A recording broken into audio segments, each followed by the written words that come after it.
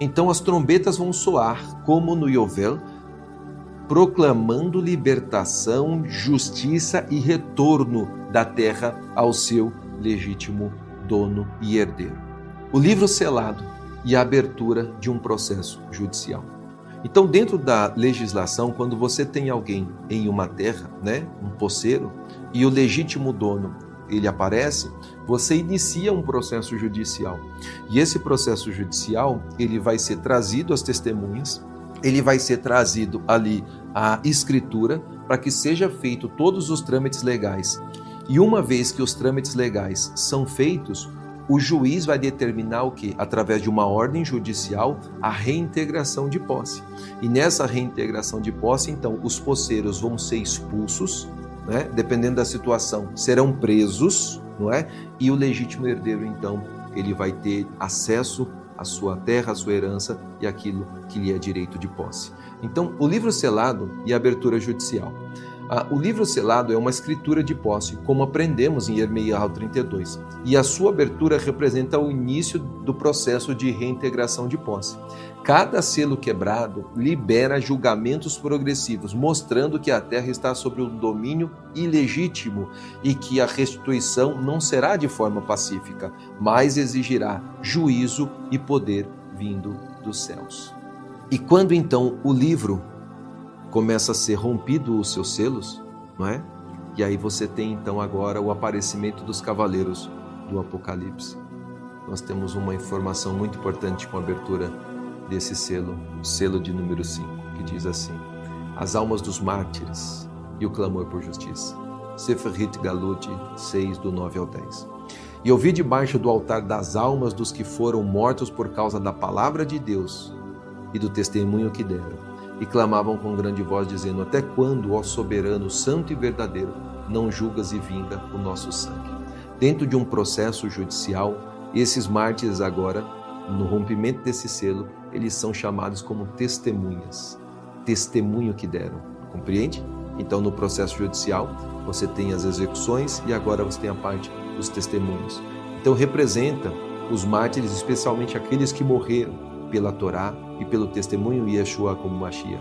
Eles intercedem por justiça, não por uma vingança pessoal. Isso marca o início do testemunho celestial contra os governantes e povos ímpios sobre a terra. E o céu reconhece o sangue inocente derramado e o coloca como prova legal diante desse processo judicial contra os posseiros que são ilegítimos e estão agindo sobre a terra. E agora, o sexto selo. E o sexto selo agora, ele vai abalar cosmicamente os céus sobre o nosso mundo. Sefer Galut 6, 12 e 13. E houve um grande terremoto. O sol tornou-se negro como saco de silício. A lua tornou-se como sangue e as estrelas do céu foram abaladas. Sinais cósmicos de abalo universal, correspondente às profecias de Yoel, Yeshayahu e dos outros profetas ligados ao Yom Adonai, ou o dia do Senhor. Indica que Deus está se levantando como juiz sobre toda a terra. Então é uma convocação global ao arrependimento e a Teshuvá. O céu vai testificar que o tempo do juízo chegou e os poderosos vão tentar se esconder em cavernas. Você sabe hoje que são em bunkers, não é? Por que os bilionários estão construindo grandes bunkers? Eles vão tentar se esconder, mas não vão poder se esconder do dia do juízo do Todo-Poderoso. E não haverá refúgio nem esconderijo no dia do justo juízo.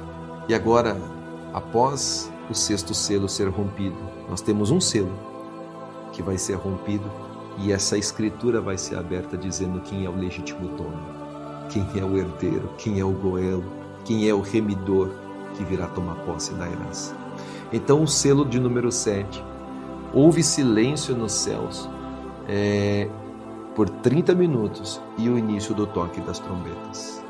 Havendo aberto o sétimo selo, fez silêncio no céu por quase meia hora, e eu vi os 7 malachim, ou 7 mensageiros, e foram-lhes dadas 7 shofarot, ou 7 trombetas. Sefer Galut 8, do 1 ao 2. Qual que é a interpretação que nós damos? Silêncio, um momento solene de transição entre o juízo judicial e a guerra espiritual. Ou seja, no rompimento do 7º selo é dado o decreto e é decretado que o posseiro vai ser removido e que o herdeiro vai tomar posse da herança. Então esse Yovel, que acontece nos 120 ciclos de jubileu, ou seja, no início dos 6.000 anos, início do 7º milênio, que é quando nós teremos o Shabat. Então, o Yovel celestial se aproximando, os shofarot vão ser soados. E qual é a função no processo judicial? Abertura do livro completo. Então, vai poder se ler o que está escrito nesse livro, porque ninguém podia nem olhar para o livro, somente o cordeiro que foi morto, o leão da tribo de Judá. E agora esse livro vai ser aberto, mostrando para toda a criação quem é o legítimo dono, quem é o verdadeiro dono de tudo e vai vir tomar posse da herança. Então, abertura do livro completo e autorização para proclamar a restituição. Agora virão os toques de shofar, que anunciam que o rei está voltando para tomar posse da terra. Qual é a conclusão que nós temos dessa parte, desses tópicos que nós estudamos até aqui? Cada selo é como uma etapa legal espiritual no processo de reintegração de posse da terra. O primeiro selo expõe o usurpador e o engano. Os selos seguintes vão trazer juízo sobre os sistemas humanos. O quinto vai destacar todos os mártires que morreram dando testemunho da sua fé em Deus. E o sexto mostra que o tempo do juízo chegou.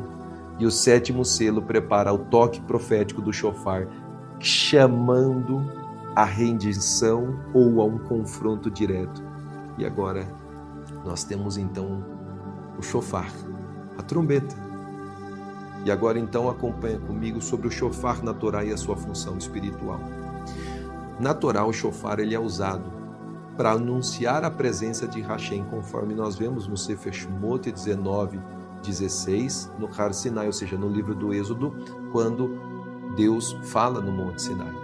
Também o shofar é usado, o toque do shofar é usado para convocar o povo à guerra ou para uma reunião, conforme nós vemos no Sefer Bamidbar, no livro de Números 10:9.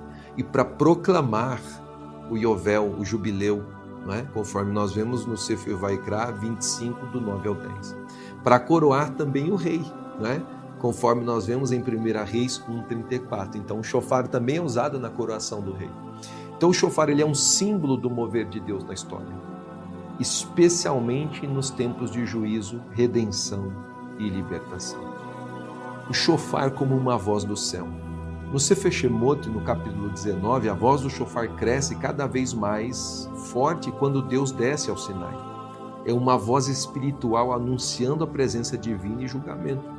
As trombetas do Sefer Galut, ou do Apocalipse, elas têm esse mesmo padrão, anunciando a presença e o governo de Mashiach, que estão prestes a se manifestar plenamente.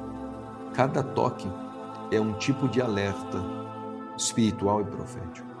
Nós temos então o Tekiá, o Shvarim, Teruá e o Tekiá Gdol. O Tekiá, que é um toque longo, que ele proclama a autoridade real e uma convocação para que nós possamos ouvir.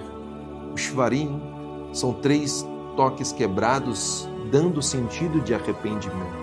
Teruá, que são 9 toques curtos, mostra a urgência e a preparação para a guerra. E o Tekiá Gdolá, ou o grande toque, a última trombeta, que é um toque final prolongado, ele proclama a vinda do rei.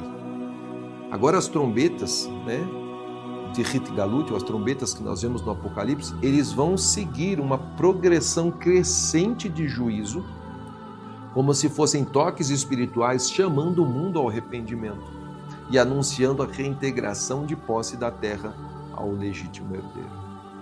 Yovel e a reintegração de posse.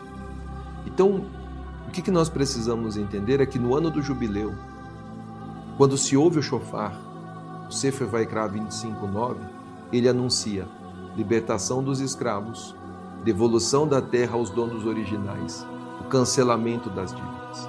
Em Rit Galut, ou no Apocalipse, As trombetas marcam o início do último jubileu escatológico, no qual a terra será liberta da usurpação e Mashiach tomará posse como legítimo herdeiro de toda a terra.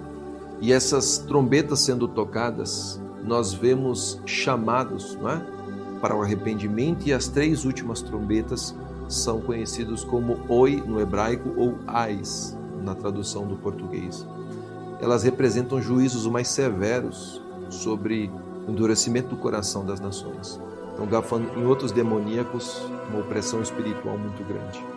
Guerra global, vinda do Eufrates, possivelmente envolvendo nações islâmicas ou coalizão de nações islâmicas e nações ali do Oriente, né? Também possivelmente nações orientais. Estabelecimento do reino e juízo final. O ai para os ímpios e a redenção para os santos. Qual que é a conclusão que nós temos dessa primeira parte? As trombetas são toques de advertência e libertação. Elas não apenas punem, mas anunciam a chegada do rei, o herdeiro da terra, Mashiach. Esta visão está profundamente conectada com o conceito do jubileu, com o conceito de redenção, restauração de Israel, guerra espiritual contra os inimigos do reino.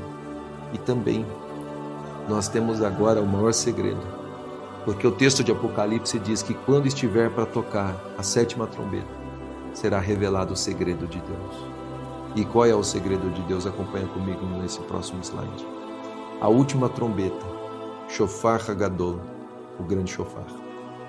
Sefer Vaikra 25:9. Então tocarás o shofar no 7º mês, no dia 10 do mês, que é o Yom Kippur, e no dia da expiação fareis passar o shofar por toda a vossa terra. Esse toque não é qualquer toque. Ele é o shofar Hagadol, ou o último shofar, o grande shofar do ano do jubileu de número 120. Então, ele marca o perdão, a libertação dos escravos e a devolução da herança para cada israelita e a reintegração legítima da posse da terra por parte dos filhos de Israel e do seu verdadeiro Goel, Redentor, Mashiach. É por isso que Shaul Hachalia, quando vai falar dos tempos do fim, ele diz: num momento, num abrir e fechar de olhos, diante da última trombeta, porque a trombeta soará e os mortos ressuscitarão primeiro. Quando que essa trombeta vai soar? No dia 10 do 7º mês, do jubileu de número 120, do ano 6000, da história da humanidade depois da queda de Adão. Aqui então nós temos uma informação muito precisa do tempo e do período em que acontecerá essa redenção e essa reintegração de posse. Mas quando nós vamos analisar e estudar dentro do contexto escatológico judaico, nós sabemos que Mashiach Yeshua se manifestou em tempos escatológicos distintos. Na sua primeira vinda, ele vem para celebrar Pessach, ele vem para cumprir a festa dos pães ázimos, ele vem para se apresentar como a primícia dos que dormem e para enviar o Ruach HaKodesh a todos aqueles que nele creem, completando a festa de Shavuot, que é a interiorização dos mandamentos da Sagrada Torá dentro do coração de cada um que crê. Mas agora, nesse tempo final, no outono, nós temos essas últimas festas, que são as festas de outono, que é a festa da trombeta, a festa do Yom Kippur e a festa das cabanas ou de Sukkot. Então, Rosh Hashanah ou Yom Teruah, Yom Kippur, dia do perdão, e Sukkot, ou a festa das cabanas. Tudo isso acontece no 7º mês. E no primeiro dia do 7º mês é o dia do shofar, quando o shofar será tocado. E nós acreditamos que quando, nesse primeiro de Tishrei, desse jubileu de número 120, quando for tocado esse shofar, começa a ser tocado os shofarot, descritos aqui em Hitgalut ou no Apocalipse. E aí talvez você está se perguntando, mas quando será isso? Qual é essa data? Eu tenho um recado para te dar. Já se passaram 119 jubileus. Nós estamos dentro dos dias do último jubileu, do jubileu de número 120. E se você entendeu o que eu disse no começo, que Abraão, nosso pai, se manifesta no jubileu de número 40, 2000 anos depois de Adão, e se você entendeu que o Mashiach se apresenta no jubileu de número 80, 4000 anos depois de Adão e 2000 anos depois de Abraão, você entendeu que seu retorno glorioso se dará 2000 anos depois.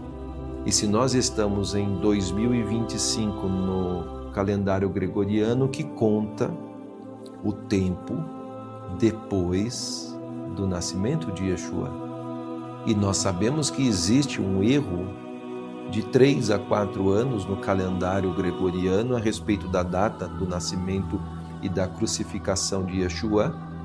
Então você pode colocar 3 a 4 anos de correção no 2025, que pode se tornar 2027 ou 2028.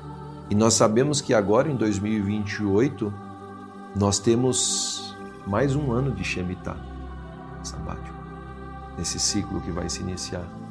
Então, possivelmente, nós tenhamos aí 200 anos de ajustes e erros no calendário judaico e não estamos em 5.785 e talvez em 5.990 e algumas coisas muito próximos. Mas eu não posso te dizer que é esse ano, que é daqui 3 anos, que é daqui 10 anos ou que é agora. O que eu sei é que nós estamos próximos e talvez nós sejamos a última geração. Ou nós sejamos a melhor geração. A melhor geração porque se você estiver do lado certo, nesse momento final, nesse momento decisivo, você vai ser aquele que vai contemplar todos esses acontecimentos. Mas você vai ser aquele que vai contemplar o retorno glorioso de Yeshua HaMashiach como legítimo herdeiro e verdadeiro possuidor da terra para instaurar e implementar o reino messiânico. E se você for fiel até o fim, você vai ganhar o direito de reinar com ele, porque nos constituiu reis e sacerdotes e nós reinaremos sobre a terra. Shaul, em 1 Coríntios, diz assim: eis vos digo aqui um mistério, na verdade nem todos dormiremos, mas todos seremos transformados num momento, num abrir e fechar de olhos, ao som da última trombeta, porque a trombeta soará e os mortos ressuscitarão incorruptíveis. Por que vai acontecer a ressurreição dos mortos? Lembra que Jó, ele estava com o corpo ferido, perdeu a terra, perdeu os filhos, e ele diz assim: eu sei que o meu Redentor, Goali, Redentor para mim, meu Redentor, é vivo. E no final, ele vai se levantar a meu favor. E Shaul diz aqui que no final, os mortos, os sinceros, os piedosos, os verdadeiros, vão se levantar dentre os mortos. E ele diz em Tessalonicenses também, 4,16, porque o próprio Senhor, Adão, com voz de comando, com voz de arcanjo e com chofar de Deus, descerá do céu, e os mortos no Mashiach ressuscitarão primeiro. Depois nós, se estivermos vivos, seremos transformados. A última trombeta aqui é claramente ligada à ressurreição dos mortos, que na tradição judaica messiânica é interpretada como o fim do Yom Kippur, do jubileu de número 120. E agora, o Sefer Vaikra 25 traz princípios chaves. Primeiro, no verso 23, a terra não pode ser vendida perpetuamente. No Yovel, ou no jubileu, a terra volta ao seu dono original. Os escravos vão ser libertos, as dívidas vão ser canceladas e os que foram afastados retornam para a sua herança. A libertação dos que dormem no pó é a ressurreição dentre os mortos, a redenção dos que estão presos sob o domínio do anti-Mashiach, a devolução da terra a Israel e ao Mashiach, que é o legítimo dono, e o início visível do reino milenar do Malchut Hashamayim, do reino dos céus. E agora, Yeshayahu vai dizer, no 27, Isaías capítulo 27, 13, naquele dia será tocado um grande shofar, e os que estavam perecendo na terra da Síria, os que estavam exilados na terra do Egito virão e adorarão a Hashem no Monte Santo, em Jerusalém. Esse versículo é considerado pela tradição rabínica como profético para a redenção final. Ele fala do grande shofar, ou do shofar Hagadol, ou da última trombeta, que reúne os exilados e marca a restauração de Israel e do culto em Sião, no Monte Sião. Para nós, judeus messiânicos, isso aponta para o momento da vinda visível de Yeshua HaMashiach e a ressurreição dos mortos e a instalação do seu reino em Jerusalém. O sétimo anjo tocou a trombeta e ouviu-se no céu grandes vozes dizendo: os reinos do mundo passaram a ser do nosso Senhor e do seu Mashiach, e ele reinará pelos séculos dos séculos. Aqui é o ponto culminante. O reino é tomado dos reis do mundo e vai ser entregue a Mashiach. O tempo dos mortos é chegado para que sejam julgados, condenados ou recompensados. O santuário de Deus é aberto nos céus e a arca da aliança é vista como um símbolo de redenção, juízo e nova aliança eterna. A última trombeta, que é o shofar do Yom Kippur e do Yovel, de número 120. Ressurreição dos mortos com a libertação final e o retorno à herança. Redenção da terra, Mashiach como Goel, como remidor, tomando posse legítima. O reino de Deus entregue ao Mashiach em Jerusalém. Julgamento e recompensa, tempo dos mortos e julgamento das nações. Devolução das heranças, cada israelita retornando à sua herança física e espiritual. Adoração em Sião, cumprindo Yeshayahu 27, número 13.